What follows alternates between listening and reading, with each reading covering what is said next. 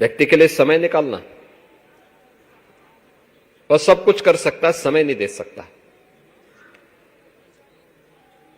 और आज के समय में जब हम देखते हैं हर व्यक्ति इतना स्मार्ट हो चुका है और इतना अपने को डिजिटली इतना उसने फिट कर लिया है कि वह 6 घंटे अपने स्मार्टफोन को दे सकता है, लेकिन देश और समाज के कार्य के लिए देने के लिए उसको कठिनाई होती है। उन स्थितियों में आप सब आए हैं, लगातार कई सत्रों के माध्यम से इन मुद्दों पर चर्चा किए हैं, वह सचमुच सराहनीय भी है और अभिनंदनीय भी। आज यहां पर जिन मुद्दों पर हम चर्चा करने के लिए आए हैं वह मुझे उत्तर प्रदेश की कायाकल्प में और उत्तर प्रदेश समृद्ध भारत के निर्माण में क्या योगदान करेगा, इस मुद्दे पर मैं बोलूंगा। लेकिन उससे पहले अच्छा होगा कि उसकी पृष्ठभूमि और उसकी आधारशिला कहां से होती है।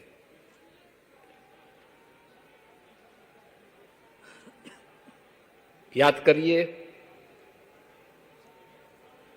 दुनिया के उन तमाम लोगों ने जो पहले भी नहीं चाहते थे, आज भी नहीं चाहते, भारत का सम्मान हो, भारतवासी अपनी परंपरा पर गौरव की अनुभूति कर सके। जो लोग पहले भी नहीं चाहते थे, उनके वारिस आज भी नहीं चाहते। पहले विदेशी ताकतें इसमें बैरियर बनती थी, आज उन्हीं के मानस पुत्र उसमें वारिस, उसमें बैरियर बनने को तत्पर दिखाई देते हैं। और मैं आपके सामने उसी बात को रखना चाहूंगा। हम राम राज्य की बात करते हैं। राम राज्य कैसा? दैहिक दैविक भौतिक तापा। अच्छा होगा कि राज्य का हो नहीं व्यापा, यानी जिसमें तीनों प्रकार के दुख के लिए, तीनों प्रकार की दरिद्रता के लिए, दैहिक दैविक और भौतिक,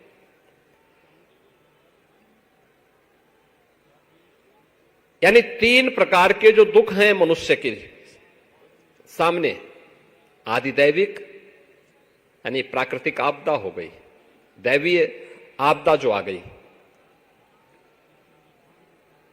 आदि भौतिक जो किसी हिंसक प्राणी के द्वारा प्रदान किया जाता है, के द्वारा प्रदत्त है, कोई हिंसक जानवर है या आतंकवाद भी है, उग्रवाद भी है,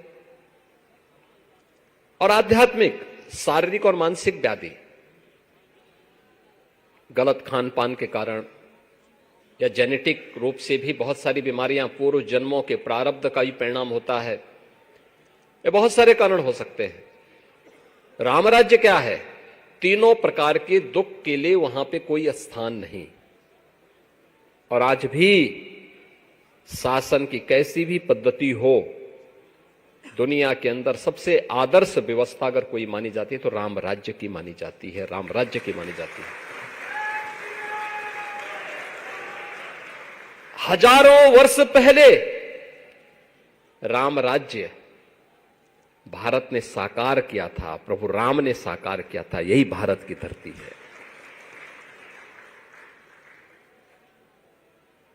यही भारत है जिसने राम राज्य की इस परिकल्पना को साकार किया था।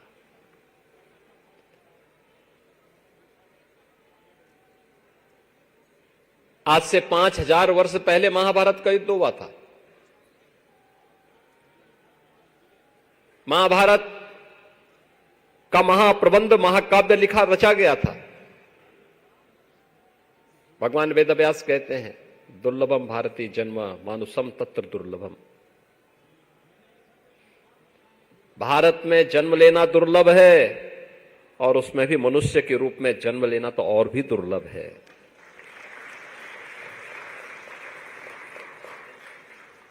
आज जो लोग आतंकवाद को पलवित और पुष्पित कर रहे हैं,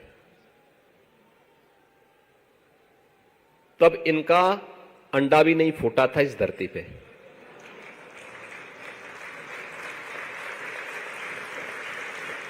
आप अनुमान करिए, ये लोग हमारी विरासत पर दावेदारी करते हैं जब इनका कहीं अता पता नहीं था, बीज भी नहीं फूटा था, तब ये विरासत हमारी थी। और उसी महाभारत में भगवान वेदव्यास एक जगह कहते हैं, जब महाभारत जैसा महाप्रबंध काव्य रचा गया, पूछा गया ये क्या है इसमें, तो उन्होंने एक बात कही थी कि धर्मे अर्थे च कामे च मोक्षे च भरतर्षभ यदि हास्ति त्वदन्यत्र यन्ने हास्ति न त्वत्क्वचित्। यानी धर्म, अर्थ, काम और मोक्ष, जो ये चार मानवीय पुरुषार्थ हैं, इनसे संबंधित जो कुछ भी पूरी दुनिया के अंदर है वह इस महाकाव्य में है, और जो इसमें नहीं वो दुनिया में कहीं नहीं मिलेगा, कहीं नहीं मिलेगा। आप मुझे बताओ, आप मुझे एक बात बताओ, क्या कोई दलिद्र व्यक्ति इस प्रकार का दावेदारी कर सकता है क्या? क्या कोई दलिद्र देश राम राज्य की परिकल्पना को साकार कर सकता है क्या? ये तो मैंने रामायण काल की बात कर दी, ये मैंने महाभारत काल की बात भी कर दी। दुनिया के अंदर आज की सभ्यता, संस्कृतियां जितनी भी हैं, ये सब उसके बाद पनपी हैं। और ये सच है, वैदिक काल रहा हो, महाभारत काल रहा हो, रामायण काल रहा हो, महाभारत का काल रहा हो, उपनिषदों का और पुराणों का कालखंड रहा हो, इनमें केवल एक सभ्यता और एक संस्कृति थी, और वह थी सनातन धर्म के रूप में जिसे हम मानते हैं, सनातन जिसको हम मानते हैं, वही था, वही था। लेकिन उसने कभी ये नहीं कहा कि मैं श्रेष्ठ हूं, उसने ये नहीं कहा कि मेरी अधीनता स्वीकार करो, उसने कभी तलवार के बल पर किसी को वशीभूत नहीं किया, किसी का भूखंड नहीं हड़पा। याद करिए ना, भगवान राम कृष्ण कंधा पर विजय प्राप्त करते हैं, राज्याभिषेक सुग्रीव का करते हैं, लंका पर विजय प्राप्त करते हैं, राज्याभिषेक विभीषण का करते हैं, और जब लक्ष्मण को सोने की लंका अच्छी लगी, उन्होंने कहा भैया कुछ दिन रुका जाए यहां पे, अरे इतनी मेहनत हुई है तो कुछ तो उन्होंने फिर एक बात कही कि अपि स्वर्णमयी लंका न मे लक्ष्मण रोचते, जननी जन्मभूमि से स्वर्गादपि गरीयसी। यानी जननी और जन्मभूमि, उन्होंने यही कहा था कि ये लक्ष्मण याद रखना, ये सोने की लंका मुझे कतई रुचती नहीं है, यानी मेरी रुचि का नहीं है विषय।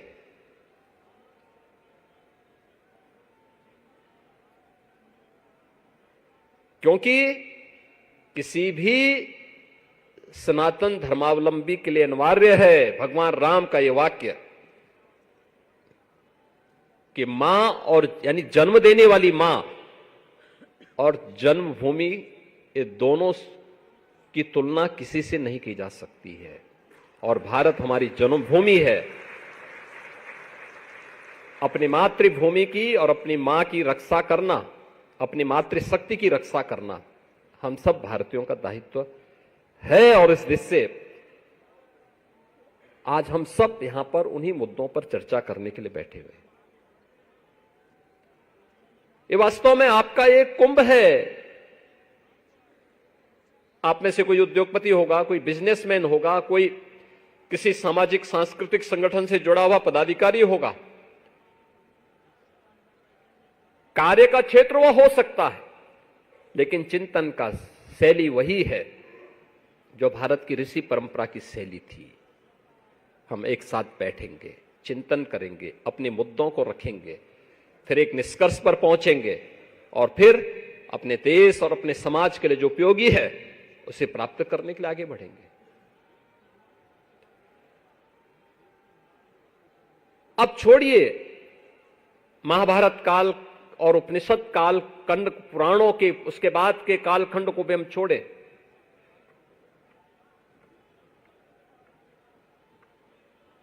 आपने वह समय भी देखा है, उसके बारे में भी इतिहास में सुना है।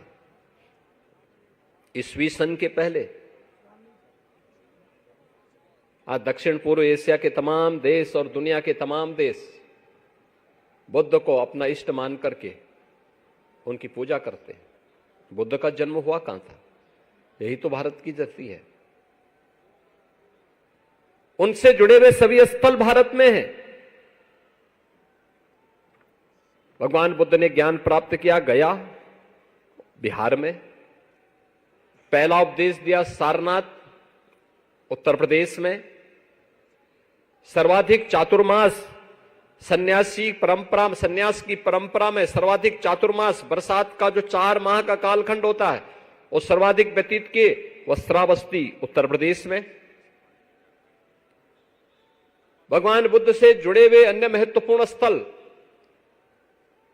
चाहे वह कौशाम्बी हो या संकिसा, ये उत्तर प्रदेश में, और महापरिनिर्वाण भी जिस धरती पर लिया था वह कुशीनगर भी उत्तर प्रदेश में। और भगवान बुद्ध के महापरिनिर्वाण के कई 100 वर्षों के बाद इस देश के अंदर अशोक सम्राट बनते हैं। उन्होंने बौद्ध परंपरा में दीक्षित हुए और उन्होंने भारत ही नहीं दक्षिण पूर्व एशिया के तमाम देशों में, श्रीलंका में भी अपने पुत्र को, अपनी पुत्री को भेजा था बौद्ध पंथ की दीक्षा देने के लिए, उपदेश देने के लिए। चंद्रगुप्त मौर्य को कौन नहीं जानता? अब ईस्वी सन के बाद से हम चलते हैं, पहली सदी से लेकर के 15वीं सदी तक दुनिया की अर्थव्यवस्था में भारत की जो हिस्सेदारी थी, ये मैं अपनी ओर से नहीं बोल रहा हूं, ये तमाम जो यूरोप से जुड़े हुए विद्वान हैं वे भी इस बात को स्वीकार करते हैं कि दुनिया की अर्थव्यवस्था में भारत की हिस्सेदारी 40% से अधिक थी, 40% से अधिक, और ये लगातार 15वीं सदी तक चलता रहा। ये केवल कृषि के क्षेत्र में नहीं था। सही बात है कि भारत ग्रामीण अर्थव्यवस्था का देश माना जाता है, आज भी माना जाता है। दुनिया की सबसे अच्छी उर्वरा भूमि हमारे पास मौजूद है, सब कुछ हमारे पास है, लेकिन भारत ने उस कालखंड में आखिर फाइन टेक्सटाइल भी तो भारत ने ही पैदा किया था। आपने वह दृश्य देखा होगा जब 22 जनवरी को प्रधानमंत्री मोदी जी अयोध्या में राम मंदिर का निर्माण करने वाले श्रमिकों का सम्मान कर रहे हैं। एक प्रधानमंत्री मोदी जी हैं जो श्रमिकों के श्रम का सम्मान करके उनके ऊपर पुष्प वर्षा कर रहे थे, और दूसरी तरफ वे भी शासक थे कि ताजमहल बनाने वाले कारीगरों के हाथ काट दिए जाते हैं। आपके सामने है एक आज का भारत है जो अपनी श्रम शक्ति का सम्मान करता है, उन्हें हर प्रकार का संरक्षण देता है, और दूसरा वह भी समय था जब ऐसे श्रमिकों के हाथ काट करके फाइन क्लॉथ की परंपरा को पूरी तरह समाप्त करके उस विरासत को पूरी तरह नष्ट कर दिया गया था। और ये लगातार होता रहा। याद करिए, तब तक भारत में हमले शुरू हो चुके थे और लगभग 500-600 वर्ष भारत पे हमलों के हो चुके थे। कई बर्बर जातियों ने भारत पे तब तक हमला करके भारत की धर्मस्थलों को अपवित्र करना प्रारंभ कर दिया था। लगातार चलता रहा, ये 10वीं सदी से लेकर के और लगातार ये चलता रहा। इसमें कौन नहीं आया? इसमें गुलाम वंश भी आया, इसमें मुगल भी आए, इसमें तमाम अन्य विदेशी आक्रांता आते गए, तुर्क भी आए, तमाम अन्य लोग इसको लेकर के अपने कार्य को आगे बढ़ाते रहे। और उस सब के बावजूद भारत का शेयर 16वीं सदी तक आते आते यह अगली एक सदी में यानी 17वीं सदी तक आते आते भारत 25% वर्ल्ड इकोनॉमी में शेयर रखता था। और बाकी तो ब्रिटिशर ने तो इतना शोषण किया, इतना करते करते कहां तक लेके गए। आज 2014 के पहले की आप बात करें तो भारत की स्थिति क्या थी? पहचान का संकट आ रहा था। सबसे बड़ी आबादी के देश में, दुनिया का सबसे बड़ा लोकतंत्र रखने वाला भारत, दुनिया की दूसरी सबसे बड़ी आबादी के देश में एक पहचान का संकट खड़ा कर दिया गया था। हम तो आभारी हैं प्रधानमंत्री मोदी जी के, और हर भारतवासी को होना चाहिए कि पिछले 10 वर्ष में कैसे और किन तामसिक जड़ताओं से उभार करके भारत को एक नए भारत का दर्शन मोदी जी ने करवाया, जिसे आज हम कह सकते हैं एक भारत श्रेष्ठ भारत। एक भारत श्रेष्ठ भारत का आज हम दर्शन कर रहे हैं। और ये एक भारत श्रेष्ठ भारत इसलिए बन रहा है, याद रखना, हर देश की अपनी एक केमिस्ट्री हो सकती है, होगी, धरती की होती है, व्यक्ति की होती है। याद रखना, भारतवासियों की जो केमिस्ट्री है वह एक साथ तब बढ़ती है जब हम विरासत और विकास का समन्वय करके आगे बढ़ते हैं, एक साथ आगे लेकर के चलते हैं। और वही विजन मोदी जी ने देश को दिया है। हम अपनी विरासत को विस्मृत करके एक सुदृढ़ अर्थव्यवस्था के रूप में, वर्ल्ड इकोनॉमिक पावर के रूप में अपने आप को स्थापित नहीं कर सकते। हमें अपनी विरासत को लेकर चलना पड़ेगा, उसको मजबूती के साथ आगे बढ़ाना पड़ेगा। और यही आपने देखा होगा, 70 वर्षों में भारत केवल 10वीं 11वीं अर्थव्यवस्था बन पाया था, और मोदी जी ने अगले 10 वर्ष में भारत को दुनिया की 5वीं बड़ी अर्थव्यवस्था बना दिया। और ये मान के चलिए 2027 में भारत दुनिया की तीसरी बड़ी अर्थव्यवस्था बनेगा, तीसरी बड़ी अर्थव्यवस्था बनेगा।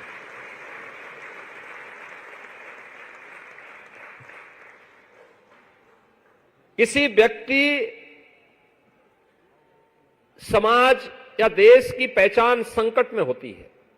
संकट के कालखंड में उनका क्राइसिस मैनेजमेंट कैसा है, चुनौतियों से जूझने का जज्बा कैसा है। और वो आपने देखा होगा, इस सदी की सबसे बड़ी महामारी कोरोना महामारी, दुनिया के अंदर पूरी दुनिया को उसने अपने आगोश में लिया था एक बहुत कम समय में। और उतने कम समय में आपने देखा होगा जो प्रबंधन भारत का था, दुनिया के अंदर किसी देश का नहीं था। याद करना, जो भारत में मोदी जी ने दिया, हमारे यहां पूर्वी उत्तर प्रदेश में एक बीमारी थी, उसका नाम था इंसेफ्लाइटिस। 1977 से लेकर के 2017 तक उस बीमारी से 50,000 बच्चों की मौत हुई। और आप आश्चर्य करेंगे, ये बीमारी 1905 में दुनिया में आई थी।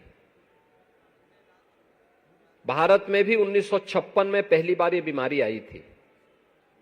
उत्तर प्रदेश में 1977 में बीमारी आई। और इस बीमारी के वैक्सीन के लिए 1905 में इसका वैक्सीन बना लिया था जापान ने, और भारत में वैक्सीन आई 2006 में। 100 साल लगे।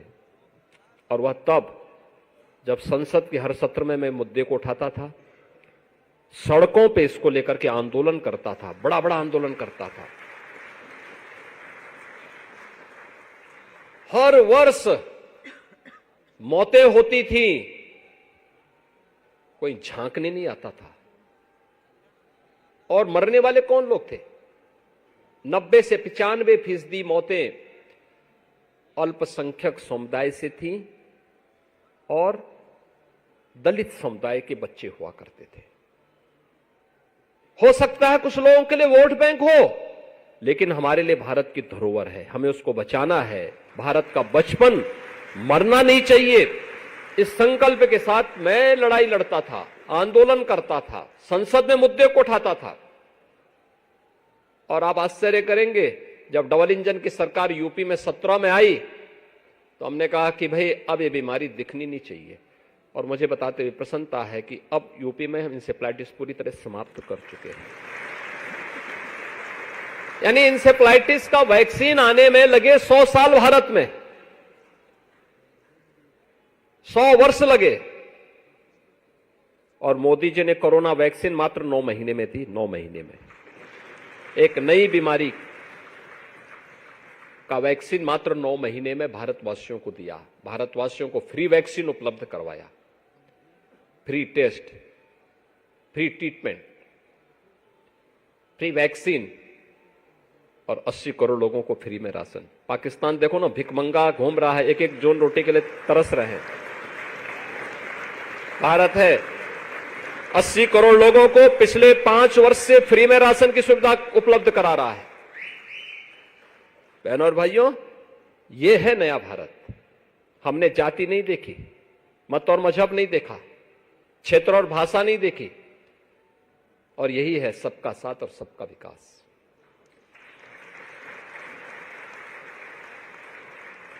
एक भारत श्रेष्ठ भारत की इस परिकल्पना को आगे बढ़ाने के लिए जो कार्य इस दौरान हुए, वह विरासत और विकास के बेहतरीन समन्वय से ही संभव है। और उस बेहतरीन समन्वय को आगे बढ़ाने के लिए ही हम सबको फिर से अपनी विरासत को ध्यान में रख करके विकास की इस प्रक्रिया के साथ जुड़ना ही होगा। एक दूसरे के दोनों पूरक बने। और इस दृष्टि से जब हम आप चर्चा करते हैं इन पर, इसमें मुझे एक बात याद आती है। मैं यहां पे देख रहा था, जब मुझे कहा गया कि इस मुद्दे पर बोलना है, तो मुझे एक बात ध्यान में आई। कहां हम 40% का शेयर रखते थे, आज हम मात्र वर्ल्ड इकोनॉमी में भारत का शेयर मात्र 2%। और इस पर कैसी स्थिति पैदा हुई, उसको देखते हुए ही मुझे इस बात पर अफसोस होता है। गोल्डी मसाले के 100 ग्राम के स्पेशल पैक्स में